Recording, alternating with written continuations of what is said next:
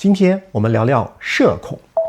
公元261年，一封绝交信震动了当时的朝野。写信的人叫嵇康，收信的人是他曾经的挚友山涛。绝交的原因听起来有些荒诞，这个山涛升官了，出于好心向朝廷举荐了嵇康去接替自己的位置，这就是尚书吏部郎。那这个职位呢，是负责官员的选拔、考核和任免，那是魏晋时期吏部的核心要职啊，手握人事大权。面对这种飞黄腾达的机会，嵇康非但不领情，反而提笔写下了这一封决绝的于山巨源绝交书。那信里面就列举了自己有7不堪，就是他有7件无法忍受的事情。我用现代的语言说出来，大家看看有没有共鸣。第一呢，是我起不来，我爱睡懒觉，你上班要早起打卡不行。第二呢，是不自由，我喜欢弹弹琴、钓钓鱼，出去玩玩，这个上班啊只能待在公司，太无聊了。第三呢，是坐不住，你坐久了腿麻，穿着工作服哪有睡衣舒服。第四呢，是讨厌写 PPT， 上班一大堆材料要写，烦人的很。第五是讨厌人情往来，婚丧嫁娶喊你就得去，你不去呢就得罪人，去了呢又很无聊。第六呢，是不喜欢和无聊的人打交道，跟他们虚与委蛇，闹哄哄的。最后呢，是不耐烦，嵇康我性格坦率直接，上班要和世故人情纠缠，烦得很。这几条摆在今天，不就是所谓的典型社恐 I 人的画像吗？你也有共鸣吧？问题是，你觉得嵇康是社恐吗？史书上记载过另外一件事情，当时最有权势的权臣钟会带着大批随从浩浩荡荡地拜访嵇康。嵇康家门口有棵大柳树，他正光着膀子在树下打铁，真是挥汗如雨。钟会前来有3重原因。首先，钟会是嵇康的狂热粉丝，他早年写过4本论，都不敢当面送给嵇康，偷偷隔墙扔过去就跑。第二层原因是想拉拢他。嵇康呢是曹操的曾孙女女婿，他是竹林七贤的领袖，天下名士的精神旗帜。钟会作为司马昭的第一心腹，想把嵇康拉入司马氏的阵营，借你的名望来巩固政权。第三也是试探和挑衅。今天钟会我成大人物了，代表司马昭来，我看你到底服不服。可以说这次见面处理的好不好，直接会影响嵇康的生死。但是面临这种场合，嵇康头都没有抬，继续打铁，硬是把钟会就晾在原地，尴尬了站了半天。直到这个钟会熬不住了，准备转身离开的时候，嵇康才冷冷地甩了一句：何所闻而来，何所见而去？就你听了什么来的？你又看见了什么要走啊？你看这是恐惧社交吗？我看是非常强悍的个人边界。今天无数人躲在这种社恐 I 人的标签背后，是觉得我自己性格有缺陷我可能需要被疗愈，或者强迫自己去变得合群。那么这期视频我们就去揭开这些被曲解的标签，看看那个在酒局上面坐立难安，只想回家的你，潜意识当中到底发生了什么。现在网上有一个说烂的词叫 I 人，或者是所谓的高敏感。只要一提到这种回避人际关系，我就说我是 I 人，似乎呢就理所当然了。大家都应该理解呀。在专业心理学的范畴当中这种现象有一个专业名词叫做合理化的防御机制。就是说人的大脑非常狡猾，面对我无法处理感到厌恶的社交局面，如果我直接承认我应付不来这种场面，或者承认我在这个地方感到局促和自卑，那这种真相大多数人承受不了。所以大脑为了不让我们承受这种痛苦，它会自发地启动一套保护程序，来为我们找一个听起来非常科学、体面，甚至还有一种独特优越感的借口。它会说你不要自责，你没有任何问题，你就是一个 I 人嘛，你只是天生高敏感。但这层心理麻醉剂恰恰掩盖了我们灵魂深处最真实的伤痛。撕开这层伪装的第一步是必须要看看那个提出内向和外向概念的祖师爷，这就是瑞士的心理学家卡尔荣格。你去看看他在1921年出版的那本著作《心理类型》，再看看我们今天铺天盖地的 MBTI 的测试，到底把心理学给曲解到了什么地步？在荣格的原始语境当中，内向根本就不是我们今天普遍理解的说害羞、胆怯、社恐，或者是我不善言辞。荣格描述的纯粹是一种生命能量的流向，他用了一个词就是利比多，我们可以把它理解成中国古人说的心神或者是生命力。外向的人，他的心神是向外流动的，他们需要在这个世界上不断的捕捉客体，在拥挤的人群当中去吸收养分。如果你不让他社交，那就像植物缺水一样会枯萎的。但内向的人截然相反，他们的心神是向内收敛的，他需要通过安静的独处，通过自我沉思来反复雕琢我们内在的感受。那荣格的这个能量模型揭示的是，内向的人出去社交本质上是在花钱，就是我每说一句客套的违背我内心的话的话，那我身体的这种能量币就哗哗的流掉了。等到能量花光了，那我就会非常疲惫，我立刻就想回家给自己去充电。而我们今天正在经历的社恐和荣格说的内向完全是两码事。如果你在聚会上面觉得心闷气短，或者大脑空白，或者觉得憋闷窒息绝对不是一句轻飘飘的我是 I 人就能解释的。我们之所以抓住这些标签，是因为在潜意识当中，我们在用这种方式抵抗外向者建立的霸权世界。从工业革命到现代商业社会，整个资本体系的运转需要销售、公关团队的这种协作，整个社会需要无数个外向的这种像齿轮一样的相互运作来创造利润。那在这个评价体系当中，一个人开朗、能说会道，能快速跟陌生人打成一片，会被单方面定义为叫优秀和正常；而一个人安静退缩，会被打上你不合群、你怯懦的标签。为了能在这种文化霸凌下生存，只好穿上了 I 人和高敏感的铠甲，用它来抵御外界的凝视，甚至欺骗自己。但这副铠甲一方面保护了自己，但把真正的问题给掩盖了。当你真的深夜回到家，卸下伪装，你的疲惫感还是在，标签并没有治愈我们。到了第二天，你看看手机，满屏的这些通讯软件的红点，必须要参加的什么晨会、早会、站会，那种恶心感难道会消失吗？但是拨开合理化防御的麻醉剂，你会发现一个反转，就是在人群当中表现得非常冷漠的人，他们反而可能比这个世界上任何一个人都更加渴望关系，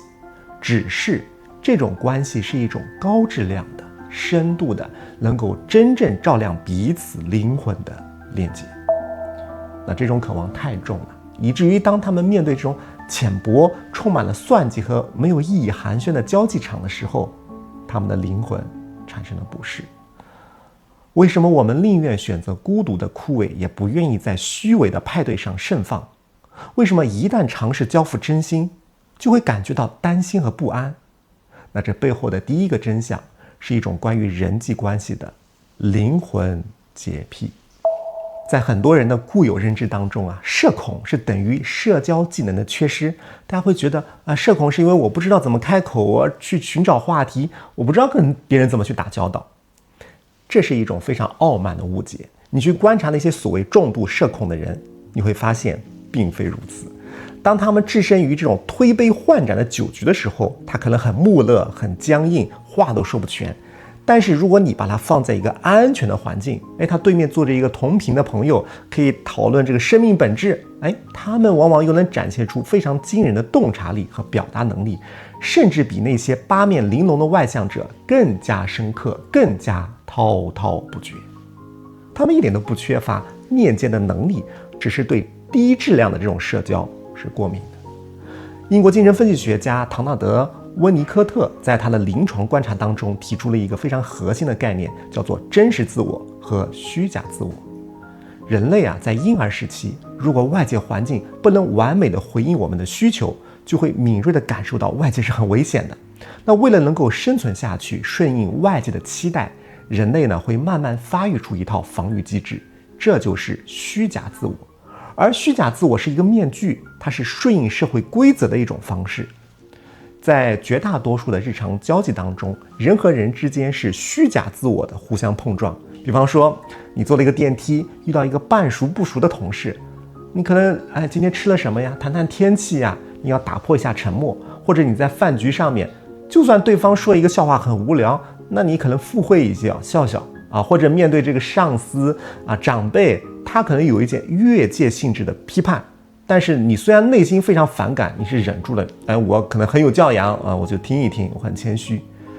对于一些神经大条的人来说，你用这套虚假自我，它虽然不舒服，但也不会过于不适。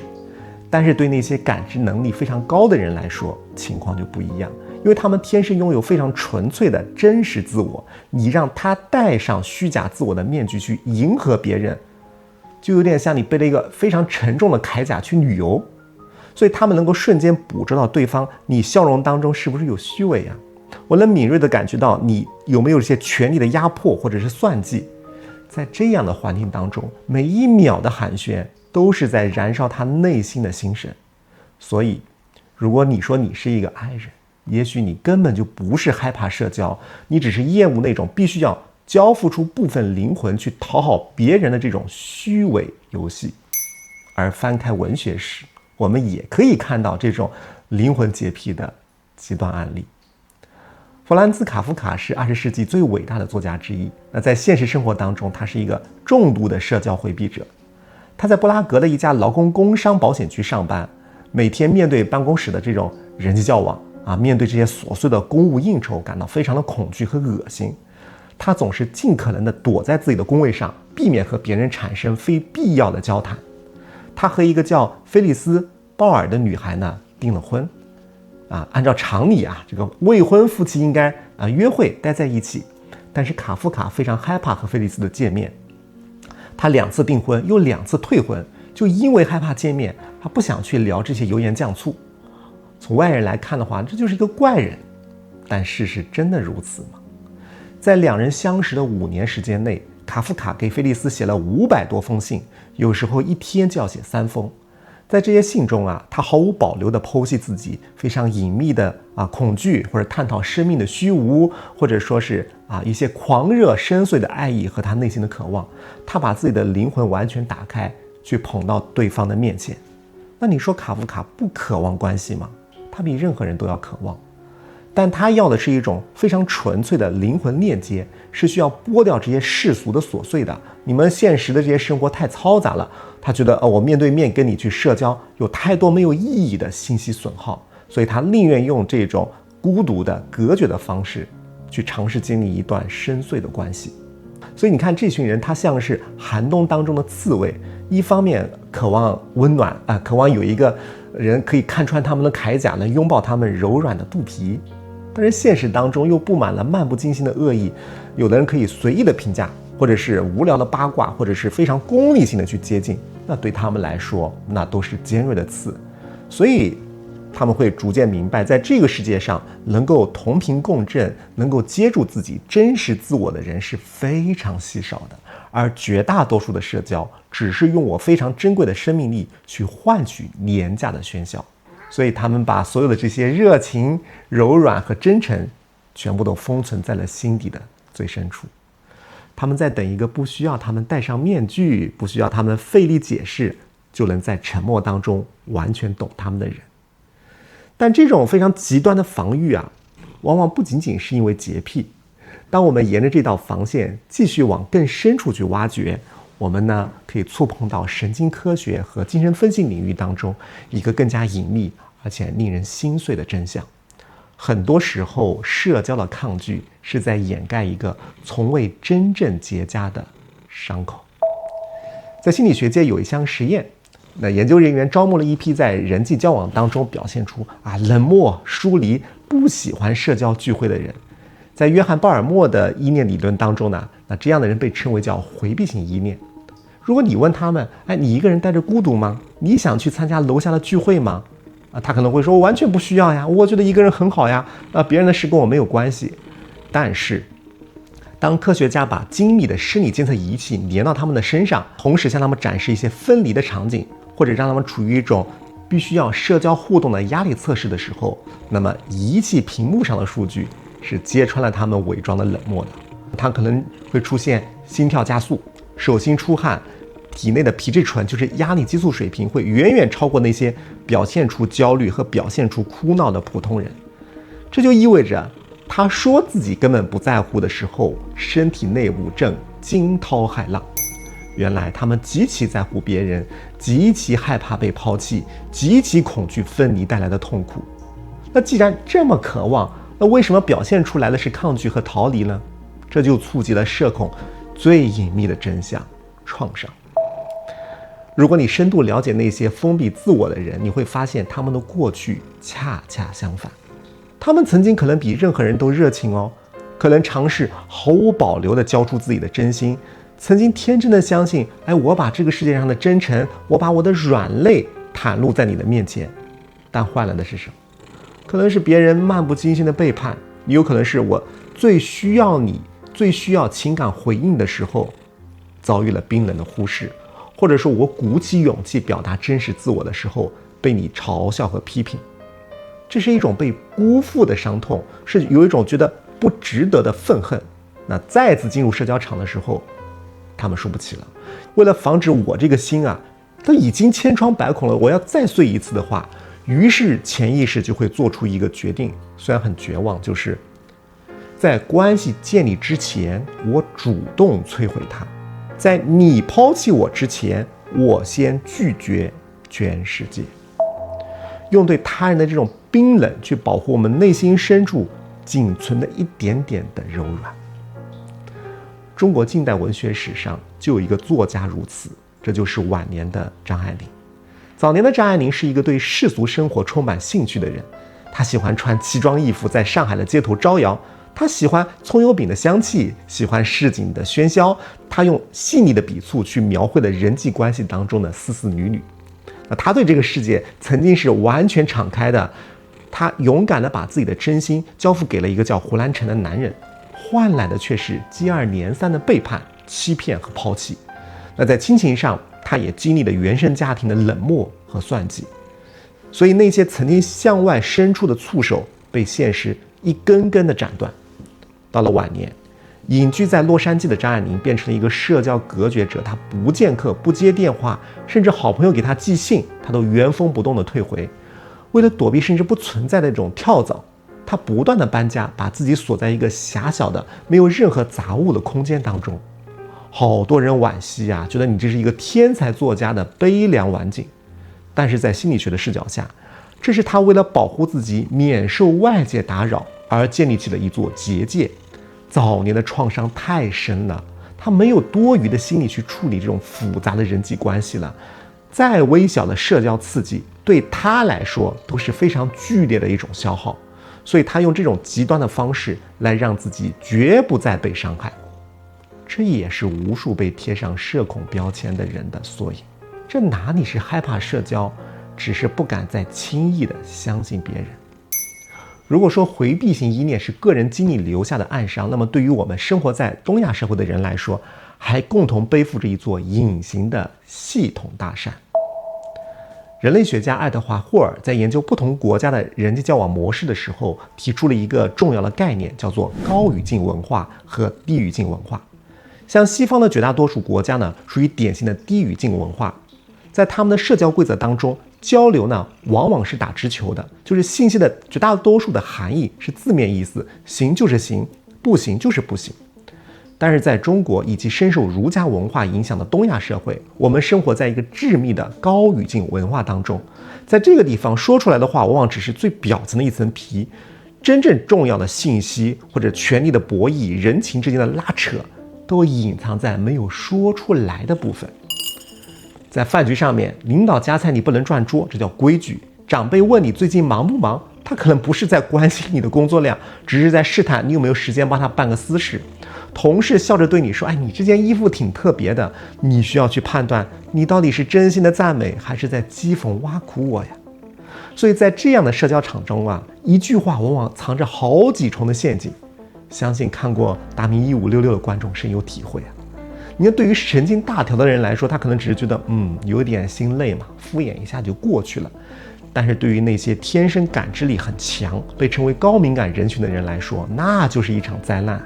因为他们的神经元就像一个超级雷达，但是没有装任何的过滤系统。当他们走进一个坐满人的房间，这个雷达不仅仅要接收字面意思，还要去破译你们每个人的微表情、肢体动作，还有你语气当中的这种微妙的停顿，甚至你潜伏的敌意和尴尬。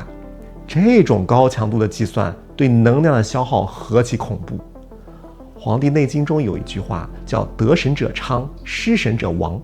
中医当中的神不仅仅是精神状态，更是一种人维持自己生命运转非常核心的能量，就是心神。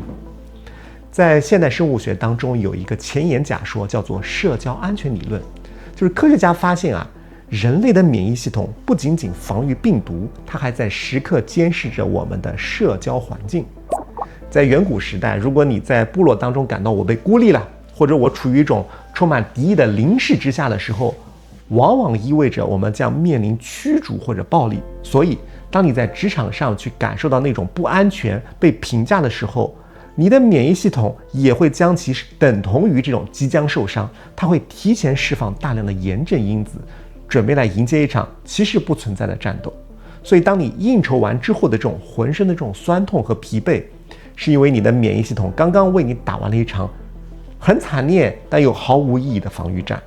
因为你的身体比你的理智诚实得多。你会发现，如果你再继续待在这种高语境的环境当中，算力的这种透支，免疫系统的空转，你的新陈是会枯竭的。于是他采取的保命的措施就是断电。他让你跟其他人打交道的时候，可能手脚会发抖聚会的时候会产生可能是生理性的恶心，或者是老是看到这些通讯软件弹这些消息，你会觉得有一种心悸的感觉。社恐是因为你的身体为了阻止你被外界抽干能量而筑起了一道防火墙，它虽然很粗暴，但也有效地阻止你的能量去泄漏水。所以当你真正明白了这层真相，你就完全不需要再自我攻击说我怎么这么没用我怎么不能像他一样高情商长袖善舞，统统扔进垃圾堆。因为你是一台顶级的雷达被放错了地方。当我们明白了这一切，你说那我们又该如何在这个喧嚣的社会当中活得更好更愉快呢？答案或许藏在中国历史上的一场断绝当中。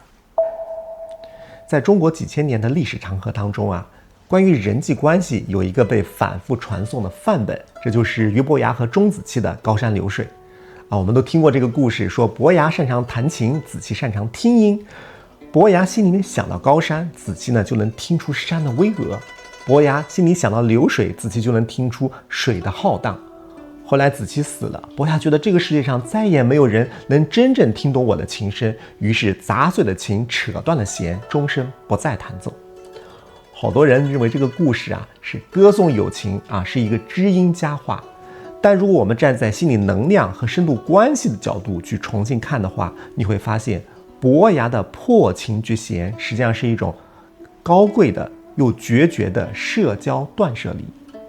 伯牙是一名极其出色的音乐家，他有很顶级的表达能力子期死后，如果他愿意，他完全可以带着琴给王公贵族演奏，享受世俗的掌声和追捧。但是他拒绝了，为什么？因为他知道这些掌声和追捧是虚假廉价的，这些人根本就碰不到我的灵魂深处，你们又看不到巍峨的高山和浩荡的流水。那既然这个世界上唯一能接住真实自我的人都不存在了，那我为什么要去降维去迎合你们这些根本不懂我的人，就为了你们这些人的虚假赞美来消耗我珍贵的生命力？于是他用这种极端的方式关闭了对外的连接的通道。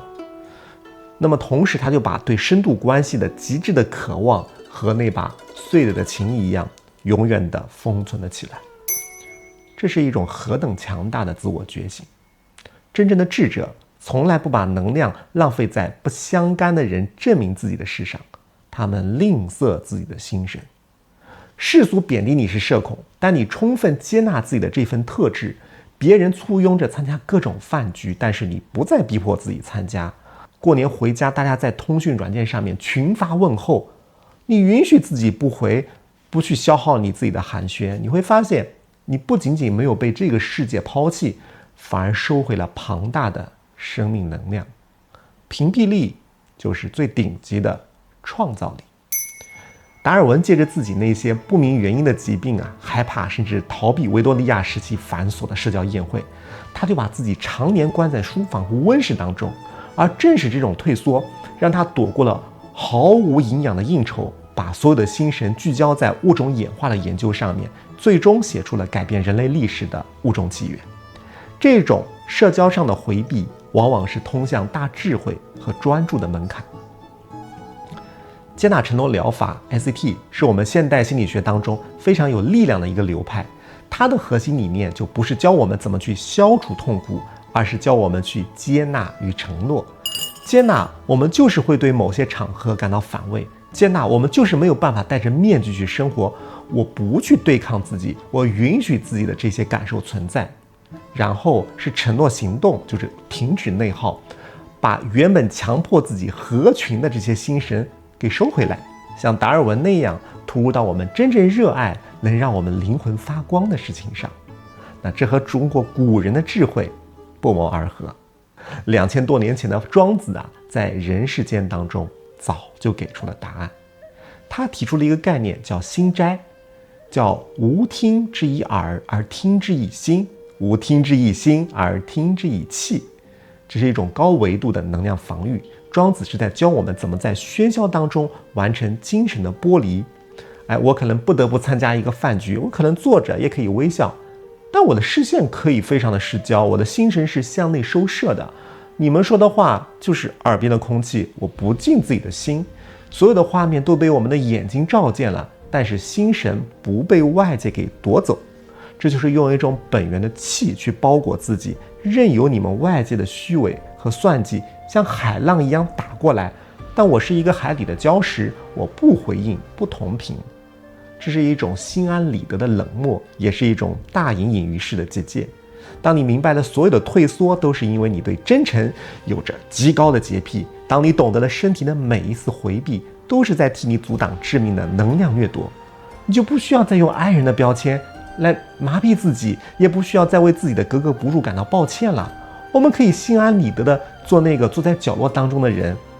保护好你坚硬外壳下面那颗明亮珍贵的珍珠，去寻找那个真正能看懂你、接住你，让你心甘情愿卸下防备的同频者。你要记得，当那个人真的带着真诚走向你的时候，你要试着在你坚硬的壳上打开一点点缝隙，试着展露哪怕一点点的脆弱，平静地告诉对方，我不喜欢人多的地方，我也不喜欢虚与委蛇的肤浅的交往。如果对方没有转身，也没有批判，而是接住了你的真实的时候，真正的疗愈就在这一刻发生了。而在那之前，允许自己孤独，也允许自己退避。如果你在今天的这一番探讨当中听到了自己灵魂深处的回音，不妨在评论区留下你一直以来藏在心底却不敢对那些世俗之人说出的话。你也可以把那些强加给你的标签，把那些因为不合群的羞耻感全部抛下来，你可以扔在这里。那这个评论区是你可以放下伪装的安全树洞。如果你的身边也有那个被评价为社恐、被误解为冷漠的人，你也可以把这期内容分享给他，不需要客套，就是告诉他，我看到了你的壳，也懂了你壳里的那颗珍珠。这里是牧羊奇谈，如果这个喧嚣且要求你外向的世界让你感到疲惫，欢迎你轻轻点下订阅，留在这里，成为我们这个小小结界当中的一部分。在我们的场域当中，你不需要任何刻意的寒暄和点赞，你只需要觉得我被深深理解的那一刻，在心里面默默地给自己一个拥抱，保护好你的珍珠。我们下期再见。